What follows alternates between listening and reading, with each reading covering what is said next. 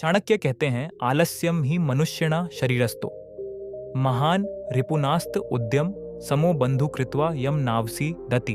अर्थात आलस्य मनुष्य के शरीर में रहने वाला सबसे बड़ा शत्रु है। उद्यम यानी परिश्रम से बड़ा कोई मित्र नहीं है। जो व्यक्ति उद्यम करता है वह कभी दुखी या असफल नहीं होता। आचार्य चाणक्य साफ कहते हैं कि आलसी व्यक्ति ना ज्ञान प्राप्त कर सकता है, ना धन, ना ही सफलता।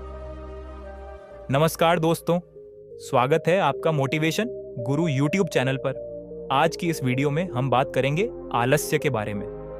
कैसे आलस्य मनुष्य के जीवन को बर्बाद कर देता है और इसे दूर करने के सरल लेकिन असरदार उपाय कौन कौन से हैं। दोस्तों, आलस्य वास्तव में एक बीमारी की तरह है जो इंसान के ज्ञान, धन और सफलता तीनों का नाश कर देता है। लेकिन अच्छी बात यह है कि इसे सही आदतों और सोच से हर कोई अपने जीवन से निकाल सकता है। तो चलिए शुरू करते हैं वीडियो।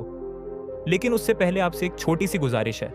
अगर आपको भी इस तरह की वीडियो पसंद आती है तो आप कमेंट में सिर्फ चाणक्य नीति लिख दें। इससे हमें पता चलेगा कि आपको हमारी ये वीडियो सच में पसंद आ रही है। और हाँ, ऐसी ही ज्ञानवर्धक और प्रेरणादायक वीडियो देखने के लिए हमारे चैनल को सब्सक्राइब जरूर करें। तो चलिए शुरू करते हैं आज का सफर आलस्य से सफलता तक। एक समय की बात है। चाणक्य ने चंद्रगुप्त से कहा, चंद्रगुप्त, क्या तुम्हें पता है कि इंसान को आलस्य किस वजह से आता है? चंद्रगुप्त ने उत्सुकता से पूछा। आचार्य चाणक्य, मुझे तो बस इतना पता है कि आलस्य मेरे जीवन में एक बड़ी बाधा है। मैं कुछ भी करने की कोशिश करता हूँ, लेकिन यह मुझे रोक लेता है। कृपया मुझे बताएं कि आलस्य क्या है, यह क्यों आता है और इसे कैसे दूर किया जा सकता है। चाणक्य ने मुस्कुराते हुए जवाब दिया, चंद्रगुप्त, आलस्य कोई शत्रु नहीं है जो बाहर से आता है, बल्कि यह हमारे अपने शरीर और मन की पैदावार है। आइए इसे एक कहानी के माध्यम से समझते हैं। कल्पना करो कि तुम एक युवा योद्धा हो जो साम्राज्य स्थापित करने का सपना देखता है, लेकिन आलस्य तुम्हें हर कदम पर रोकता है। आज हम इसी आलस्य के रहस्य को उजागर करेंगे। आलस्य के दो प्रमुख कारण होते हैं, लेकिन उससे पहले मैं आपको एक मजेदार कहानी सुनाता हूं, तो इस कहानी को तुम ध्यान से सुनो। एक गांव में एक मेहनती किसान रहता था जिसका नाम था हरिया। हरिया का खेत उसकी मेहनत का गवाह था। उसने अपने खेत में गेहूं की सुनहरी फसल उगाई थी, जो अब पककर कटाई के लिए तैयार थी। लेकिन उस खेत के बीचों बीच एक छोटी सी गौरैया ने अपना घोंसला बना लिया था। उस घोंसले में उसके दो नन्हे बच्चे थे जो अभी उड़ना नहीं सीख पाए थे। गौरैया का नाम था चिरैया। वह रोज सुबह जंगल में भोजन की तलाश में निकलती और शाम को अपने बच्चों के लिए दाने लेकर लौटती। एक दिन जब चिरैया जंगल से लौटी, उसने देखा कि उसके बच्चे घोंसले में सहमे हुए बैठे हैं। उनकी छोटी छोटी आंखों में डर साफ झलक रहा था। चिरैया ने चिंतित होकर पूछा, क्या हुआ मेरे प्यारे बच्चों, तुम इतने डरे हुए क्यों हो? बड़े बच्चे ने कांपते स्वर में कहा, माँ, आज खेत में वह किसान आया था। उसने अपने दोस्त से कहा कि कल वह अपने बेटे को फसल काटने के लिए भेजेगा। माँ, अगर फसल कट गई तो हमारा घोंसला टूट जाएगा। हम अभी उड़ नहीं सकते। हम क्या करेंगे? चिरैया ने अपने बच्चों को प्यार से देखा और मुस्कुराते हुए कहा, चिंता मत करो मेरे बच्चों। किसान ने अपने बेटे पर भरोसा किया है, लेकिन मैं जानती हूं कि वह बेटा आलसी है। वह कल फसल काटने नहीं आएगा। तुम निश्चिंत रहो। चिरैया की बात सही निकली। अगले दिन सूरज उगा दिन बीता, लेकिन किसान का बेटा खेत में नहीं आया। फसल वैसी ही लहलहाती रही और चिरैया के बच्चे अपने घोंसले में सुरक्षित रहे। कई दिन ऐसे ही बीत गए। चिरैया रोज जंगल से भोजन लाती और बच्चे धीरे धीरे उड़ने की कोशिश करने लगे। सब कुछ शांत और खुशहाल था। एक और दिन जब चिरैया जंगल से लौटी, उसने फिर देखा कि उसके बच्चे घबराए हुए हैं। अब क्या हुआ मेरे बच्चों? उसने पूछा। छोटे बच्चे ने डरते हुए कहा, माँ, आज फिर किसान खेत में आया था। उसने कहा कि अब वह अपने बेटे पर भरोसा नहीं करेगा। कल वह मजदूरों को बुलाकर फसल कटवाएगा। माँ, अब तो हमारा घोंसला सचमुच खतरे में है। चिरैया ने फिर से शांत स्वर में कहा, डरो मत मेरे बच्चों।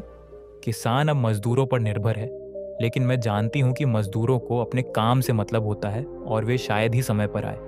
कल कोई फसल काटने नहीं आएगा। और वही हुआ। अगला दिन भी शांतिपूर्ण बीता। कोई मजदूर खेत में नहीं आया। चिरैया के बच्चे अब थोड़ा और बड़ा हो चुके थे। वे अपने पंख फड़फड़ाने की प्रैक्टिस करने लगे थे। चिरैया उन्हें प्रोत्साहित करती, बस थोड़ा और मेहनत करो मेरे बच्चों, जल्द ही तुम उड़ सकोगे। कुछ दिन बाद एक और शाम को जब चिरैया जंगल से लौटी, उसने देखा कि उसके बच्चे फिर से डरे हुए हैं। अब क्या हुआ? उसने पूछा। बड़े बच्चे ने कहा, माँ, आज फिर किसान खेत में आया था, लेकिन इस बार उसने कुछ अलग कहा। उसने कहा, मैंने अपने बेटे और मजदूरों पर भरोसा करके बहुत समय बर्बाद कर दिया। अब मैं और इंतजार नहीं करूंगा। कल मैं खुद खेत में आऊंगा और फसल काटूंगा। माँ, हमें लगता है कि इस बार भी वह नहीं आएगा, जैसे पहले नहीं आया। चिरैया की आंखों में इस बार चिंता की रेखाएं उभर आईं। उसने गहरी सांस ली और कहा, बच्चों, इस बार मामला गंभीर है। पहले किसान दूसरों पर निर्भर था, पहले अपने बेटे पर, फिर मजदूरों पर, लेकिन इस बार उसने खुद फसल काटने का फैसला किया है। जब कोई अपने काम को खुद करने का संकल्प लेता है तो वह उसे पूरा करता है। हमें अब यह जगह छोड़नी होगी। बच्चों ने आश्चर्य से पूछा, माँ, आप इतने यकीन से कैसे कह रही हो? पहले भी तो उसने कहा था, लेकिन कोई नहीं आया। चिरैया ने समझाया, बच्चों, जब कोई दूसरों पर निर्भर करता है तो उसका काम अधूरा रह जाता है। आलस्य और दूसरों पर भरोसा करना एक ही सिक्के के दो पहलू हैं। लेकिन जब कोई अपने काम को अपनी जिम्मेदारी मान लेता है तो वह उसे पूरा करने के लिए हर संभव कोशिश करता है। किसान इस बार खुद आएगा और हमें तैयार रहना होगा। शुक्र था कि चिरैया के बच्चे अब उड़ने में सक्षम हो चुके थे। उस रात चिरैया ने अपने बच्चों को लेकर खेत छोड़ दिया। वे पास के जंगल में एक ऊंचे पेड़ पर गए और वहां एक नया घोंसला बनाया। अगले दिन, जैसा चिरैया ने कहा था, किसान हरिया सुबह सुबह अपने खेत में आया। उसने अपनी दराती उठाई और फसल काटना शुरू कर दिया। चिरैया का पुराना घोंसला उसकी दराती की चपेट में आ गया, लेकिन चिरैया और उसके बच्चे अब सुरक्षित थे। चाणक्य ने समझाना शुरू किया, चंद्रगुप्त आलस्य के उत्पन्न होने के दो मुख्य कारण होते हैं। पहला शारीरिक और दूसरा मानसिक। शारीरिक कारण हमारे शरीर की आदतों और क्रियाओं से जुड़े होते हैं, जबकि मानसिक कारण हमारे विचारों, विश्वासों और भावनाओं से। इन दोनों को समझकर ही हम आलस्य पर विजय प्राप्त कर सकते हैं। आइए पहले शारीरिक कारणों पर गहराई से विचार करें। चंद्रगुप्त ने पूछा, आचार्य, शारीरिक आलस्य क्या है और इसके कितने कारण हैं? चाणक्य ने जवाब दिया, चंद्रगुप्त, शारीरिक आलस्य वह है जो हमारे शरीर की थकान, सुस्ती और ऊर्जा की कमी से पैदा होता है। इसके मुख्य कारण है गलत खानपान, जरूरत से ज्यादा खाना। चाणक्य ने आगे कहा, चंद्रगुप्त आलस्य आने का एक और तरीका है जब कोई जरूरत से ज्यादा खाना खा लेता है। इससे शरीर में सुस्ती आती है क्योंकि पाचन तंत्र पर बोझ पड़ता है और सारी ऊर्जा पाचन में लग जाती है। कल्पना करो कि तुम एक भोज में हो और तुमने इतना खा लिया कि तुम्हारा पेट फूल गया। अब तुम काम करने के बजाय आराम करना चाहोगे। यही आलस्य है। आयुर्वेद में इसे अति भोजन कहा जाता है। शरीर को जितनी कैलोरी की जरूरत है उससे ज्यादा लेने पर अतिरिक्त ऊर्जा वसा के रूप में जमा हो जाती है और शरीर सुस्त हो जाता है। वैज्ञानिक रूप से ज्यादा खाने से इंसुलिन स्पाइक होता है जो थकान लाता है।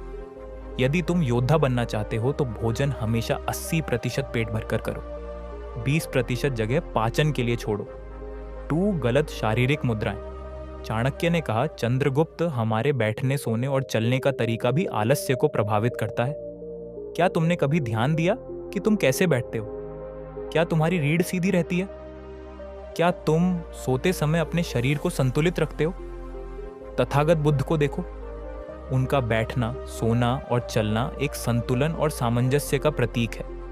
जब हम गलत मुद्रा में बैठते, सोते या चलते हैं तो शरीर में ऊर्जा का प्रवाह बाधित होता है और आलस्य बढ़ता है। योग शास्त्र में आसन की महत्वता बताई गई है। यदि तुम कुर्सी पर झुककर बैठते हो तो रीढ़ पर दबाव पड़ता है जो मांसपेशियों को थका देता है। इससे आलस्य आता है। सही मुद्रा, रीढ़ सीधी, कंधे पीछे और पैर जमीन पर। सोते समय दाहिनी करवट लो ताकि पाचन अच्छा हो। समय सिर ऊंचा और कदम संतुलित। 3 सुबह जल्दी ना उठना। चंद्रगुप्त ने कहा, आचार्य, मैं सुबह जल्दी नहीं उठ पाता। चाणक्य ने मुस्कुराते हुए जवाब दिया, चंद्रगुप्त, सुबह जल्दी उठने के लिए तुम्हें रात को समय पर सोना होगा। अनुशासन ही वह कुंजी है जो हमारे जीवन में संतुलन लाती है। लोग अनुशासन को बंधन समझते हैं, लेकिन वास्तव में ये हमें मुक्त करता है।